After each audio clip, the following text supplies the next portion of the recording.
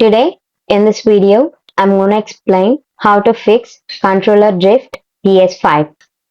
Push the analog to the side, then put it gently to up, pull it to all the sides. Another method is pull it to side, then press the open space, rotate the stick both sides and press the both sides. And another method is press the both analog sticks to bottom, then hold till 15 seconds, then rotate the counter clockwise for about 5 times while pushing.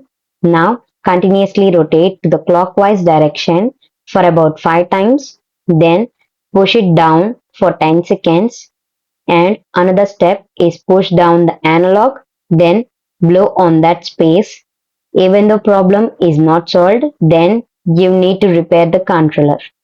By following these steps, you can fix controller drift PS5. This video helped you out, please leave a like and comment down below. If this worked for you, thanks for watching.